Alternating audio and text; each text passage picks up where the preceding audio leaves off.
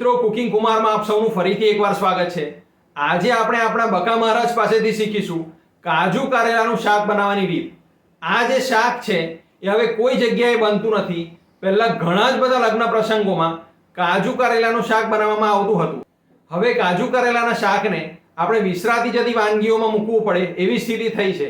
પણ આ શાક એટલું સરસ લાગે છે, જો તમે એકવાર બનાવશો તો તમે ચોક્કસ બનાવવા લાગશો। તો ચાલો રેસીપી તરફ આગળ વધીએ। કાજુ કારેલાનું શાક બનાવવા માટે બકા મહારાજે 1 કિલો કારેલાને કાપી લીધા છે અને એમાં 3 ચમચી મીઠું ઉમેરીને 1 કલાક માટે રહેવા દીધા છે। અને હવે 1 કલાક થઈ ગયો છે એટલે જુઓ, કારેલામાંથી પાણી છૂટું પડી ગયું છે।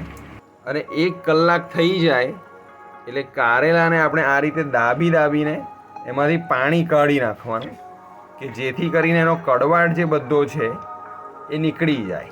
કારેલાને દાબીને આપણે આ પાણી કાઢ્યું છે। આ પાણી ડાયાબિટીસ માટે એકદમ ગુણકારી છે, તો જે લોકોને કડવું ભાવતું હોય એ લોકો આ પાણી પી શકે છે। કારેલામાંથી પાણી કાઢી લીધા બાદ હવે આપણા કારેલા તૈયાર છે। તો મહારાજ, હવે આપણે શું કરવાનું? તળી લેવાના। ચાલો ત્યારે, બકા મહારાજે કારેલા તળવા માટે 500 ગ્રામ જેટલું તેલ લીધું છે। પણ આપણે કારેલા તળતા પહેલાં એમાં કાજુ તળી લઈશું, કારણ કે કારેલા જો તળી લઈશું તો પછી એ તેલ કોઈ જ કામનું રહે નહીં। અને કાજુ આ રીતના ગુલાબી થઈ જાય એટલે આપણે કાજુને કાઢી લઈશું।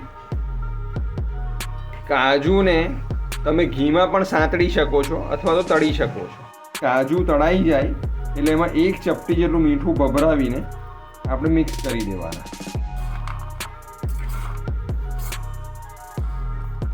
અને કાજુ તળી લીધા બાદ હવે આપણે કારેલાને તળીશું।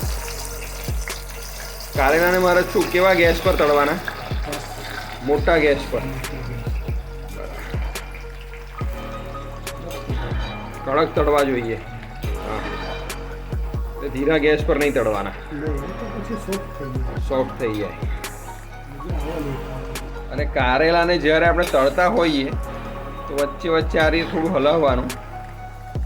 હજુ વાર છે મહારાજ કારેલા થવામાં?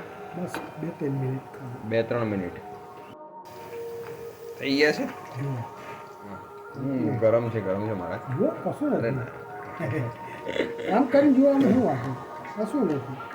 હા, થઈ ગયા। આપણા કારેલા થઈ જાય એટલે કારેલાને આપણે એક બીજા વાસણમાં કાઢી લઈશું। કાજુ કારેલાના શાકના મસાલા માટે 1 ચમચી મીઠું લીધું છે મહારાજે। મીઠું વધારે નહીં નાખવાનું, કારણ કે આપણે કારેલાને 3 ચમચી મીઠું દઈને મૂકી રાખ્યા હતા, એટલે મીઠું ખૂબ જ ધ્યાનથી નાખવાનું। 2 ચમચી આપણે હળદર ઉમેરી છે, લગભગ 10 ગ્રામ જેટલું ધાણા જીરું ઉમેર્યું છે, અને લગભગ 10 ગ્રામ જેટલું એટલે કે 2 થી 3 ચમચી જેટલું આપણે લાલ મરચું ઉમેર્યું છે। લગભગ 6 ચમચી જેટલી, એટલે 6 નાની ચમચી જેટલી ખાંડ નાખવી। 50 ગ્રામ થાય મહારાજ? હા, થાય 50 ગ્રામ, બરાબર। હવે આ મહારાજ આખી ખાંડ ને બધે પાવડર હોય તો ચાલે, એટલે પેલી આપણે દળેલી ખાંડ, બરાબર, જલ્દીથી ઓગળી જાય, બરાબર, એટલે દળેલી ખાંડ પણ નાખી શકાય। હવે આપણે મસાલાને મિક્સ કરી દઈશું અને મસાલાને આપણે તળેલા કારેલામાં ઉપર ભભરાવી દઈશું। બીજું કંઈ નથી। અને કારેલાને મસાલામાં આપણે એકદમ સરસ રીતે મિક્સ કરી દઈશું। મહારાજ, કાજુ ક્યારે નાખવાના? છેલ્લે ખાંડ ઓગળી જાય ત્યારે ઉપર નાખવાના। હા, એકદમ ઉપર।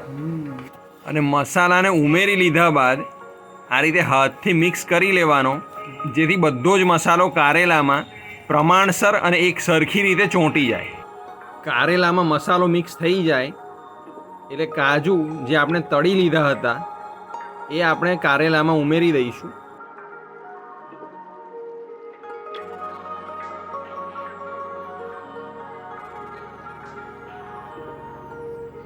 જો તમને અમારી આ રેસીપી ગમી હોય તો આ વિડીયોને લાઈક કરો, આ વિડીયોને વધુમાં વધુ લોકો સાથે શેર કરો, અને આવી જ નવી રેસીપી શીખવા માટે અમારી ચેનલ કુકિંગ કુમારને સબસ્ક્રાઇબ કરવાનું ભૂલતા નહીં। Thank you.